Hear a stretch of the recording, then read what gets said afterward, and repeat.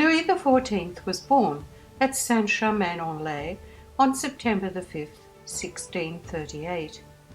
1/4 French, half Spanish through his mother, Anne of Austria, and 1/4 Italian by his grandmother Marie de' Medici, he was called Dieudonné, meaning God-given.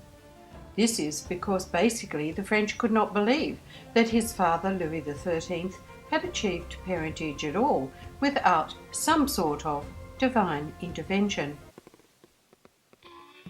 His father died when Louis was 5 and his mother, Anne of Austria, became regent of France, guided by her chief minister and reputed lover, Cardinal Jules Mazarin.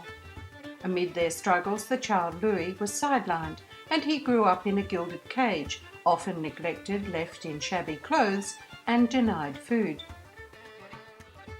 During his formative years between 1648 and 1653, a complex plot known as the Fronde was hatched by the nobility against the crown, who had rebelled while the king was still a minor, hoping to regain the power they could feel slipping away from them.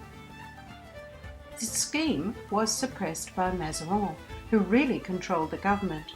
The fear and the threat to his life was something the young Louis would never forget, and ultimately it would affect the pattern for his life and the future of France.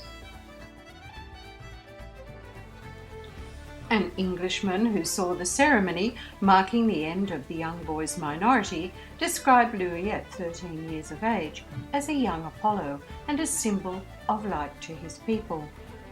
In 1660, he married Marie Theresa of Spain, daughter of Philip IV, and in 1661, when he was 23 years of age, Cardinal Mazarin died and he took control of his destiny.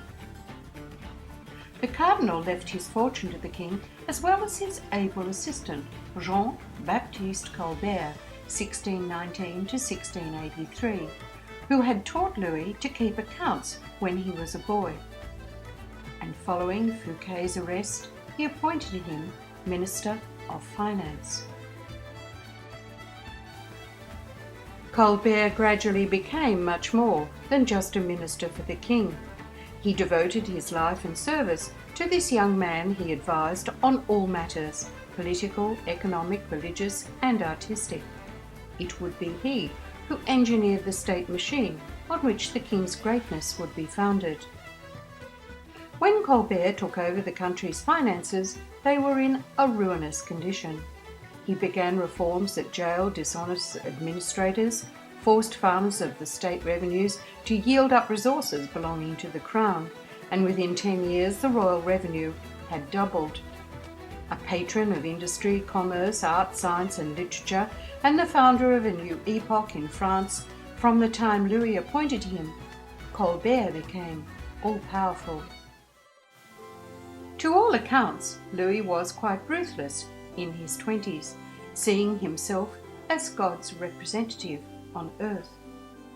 To explain a mood shift and seemingly dramatic personality change during his early 30s, myths and legends arose that he had actually been replaced by his much kinder twin. This intriguing possibility was an idea that grew among the beau monde for 2 centuries, based on the remains of a correspondence between the governor of Pignerol prison and one of Louis's ministers. It certainly inspired the 19th century French novelist Alexandre Dumas' famous tale of the Man in the Iron Mask. But we digress. What we do know about Louis was that as a mature man, he was dignified, gracious, and exquisitely polite, the latter being one of the most admired traits of his character, which was all generosity, especially when things went wrong, and it is said that he never blamed any of his generals for a defeat. His reign from 1661 to 1715 was the longest in European history, during which France and its economy would flourish. It has been described by some scholars as one of incomparable brilliance. This was an age when French art and literature flourished, producing such artisans as celebrated playwright Jean-Baptiste Molière, 1622 to 1673, the exceptional dramatists Pierre Corneille and Jean Racine. Then there was the Baroque composers and their joyous music, Giovanni Battista Lulli, 1632 to 87, and Francois Couperin, 1668 to 1733. History painter Nicolas Poussin, 1594 to 1665, and the landscape artist Claude Gelée, later named Lorraine, all of whose works would become enormously influential in their lifetime and after. Louis founded the Academy of Painting and Sculpture in 1648 and bought the Gobelins tapestry factory in 1662. In 1664 he founded the Royal Academy of Architecture, and the original Academy of Painting and Sculpture became the Royal Academy of the Arts. This tapestry, woven in 1667, depicts Louis visiting the artists and craftsmen at the Gobelins manufactory. Louis XIV excelled at sport. He couldn't bear to be indoors, spending hours every day hunting or shooting or riding to war. Even in old age, the year before his death, he brought down 32 pheasants with 34 shots, a considerable feat with a primitive gun. Just keeping up with his exuberance and energy must have at times seemed overwhelming for everyone. His minister's preferred capital was Paris, and during the 1660s Colbert devoted his energies to completing La Louvre in an attempt to convince Louis to live at Paris so that he could be more accessible. Italian sculptor Gian Lorenzo Bernini, 1598 to 1680, was invited to design plans for its extensions, but he became most unpopular during a personal visit in 1665 when he criticised everything and everybody and made unfavourable comparisons of Paris with Rome. Louis played a game with Bernini, letting him think it was Colbert who objected to him, whilst persuading him to render a splendid bust of him, which is now one of France's greatest treasures. When it was finished, he rejected Bernini and his plans for Le Louvre, because French architects could now supply what he demanded. He appointed Louis Lavaux, premier architect, together with Charles Lebrun, and Claude Perrault, a doctor whose interest in architecture was purely amateur, and this trio carried out the work at the Louvre, all three contributing to the final scheme, with Perrault playing a dominant role. Before the colonnade of the Louvre was completed, Louis made it clear to Colbert that he intended to transfer his home and the court from Paris to the small village at Versailles. His father's hunting chateau was sited in an unpleasant valley chosen by Louis XIII in 1632 because he disliked court life, the company of its women, including the Queen, and had hoped that the rather incommodious spot would prove an ideal retreat away from them. The lodge was where Louis's mother had taken him to escape the plots against his life when he was small, so he obviously felt safe there. His decision to live there permanently was made easy because he distrusted the nobility so much and disliked Paris intensely. Colbert warned him that it promised all sorts of difficulties and expense, but to no avail. Louis ignored this piece of advice and set Lenôtre to work first on the gardens between 1662 and 1690. While many of Louis's contemporaries thought he was creating Versailles to project his own honour and glory, Colbert and Lenôtre knew it was only part of the king's vision to make France a pre-eminent power in Europe. When Louis commenced work, Colbert knew that in the future more tradesmen would be needed to complete his monarch's vast vision. Cleverly, he exempted families of over 10 children from paying tax, and he raised the age at which young people could take religious vows.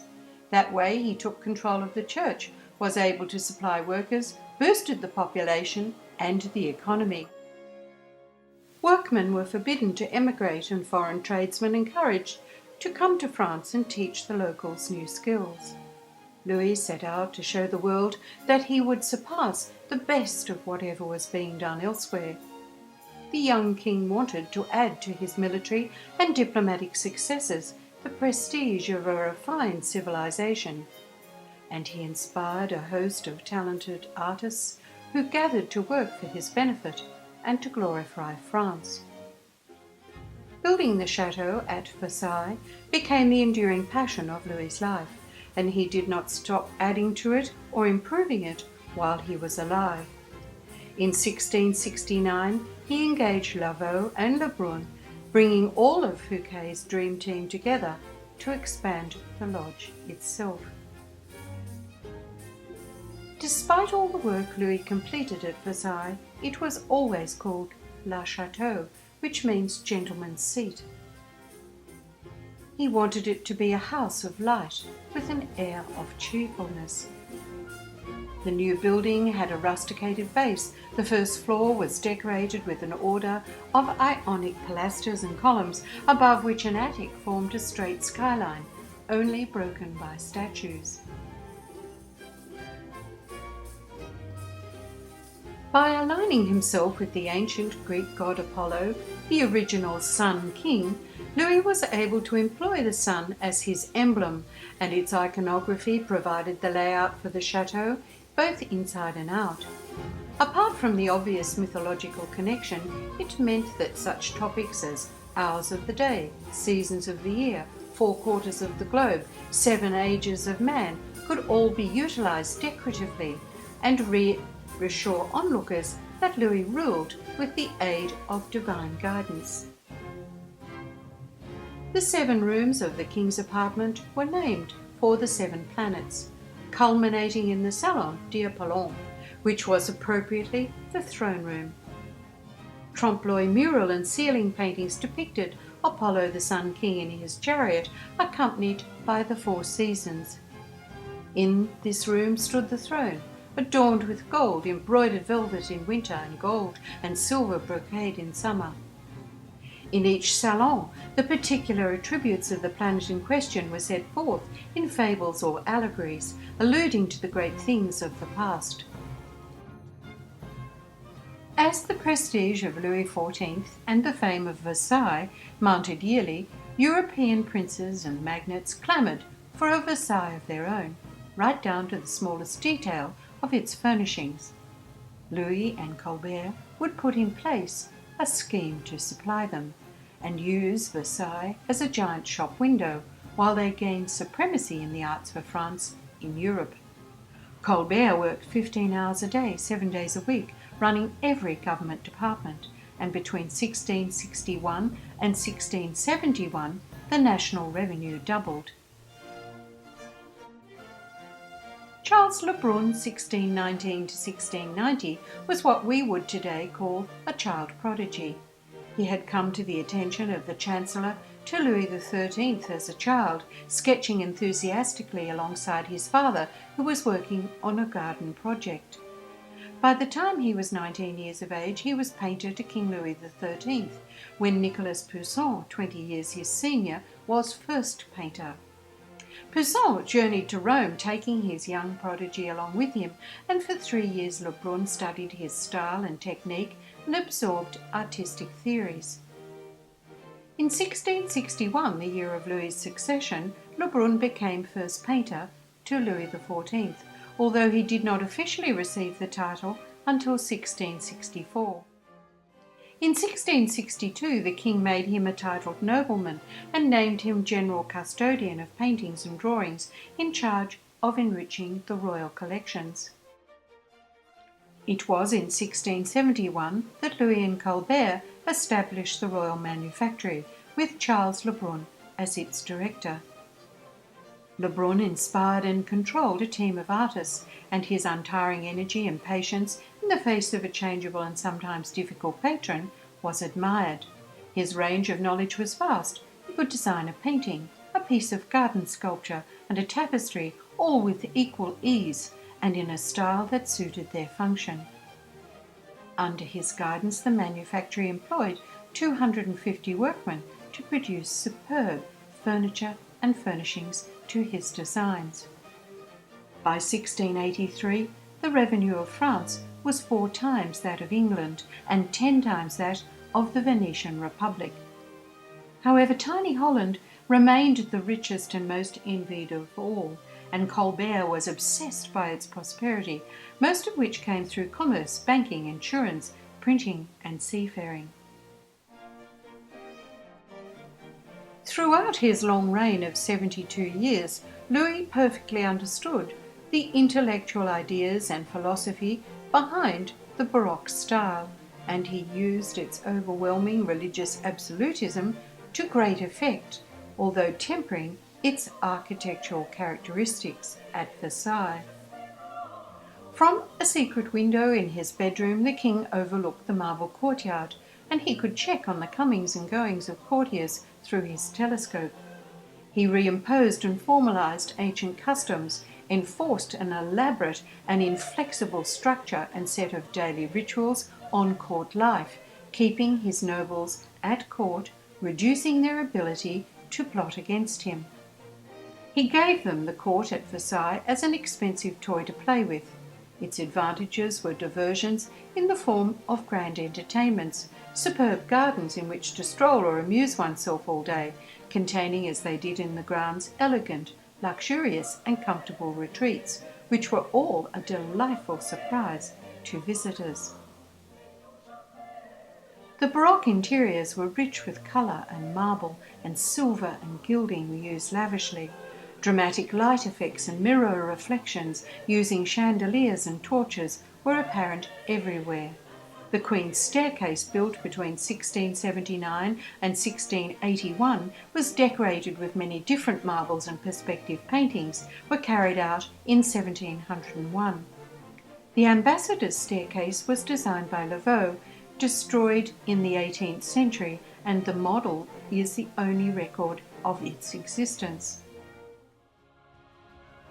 Louis Laveau died in 1670 and was succeeded by architect Jules Hardouin Mansart, 1646 to 1708, a nephew of Francois Mansart.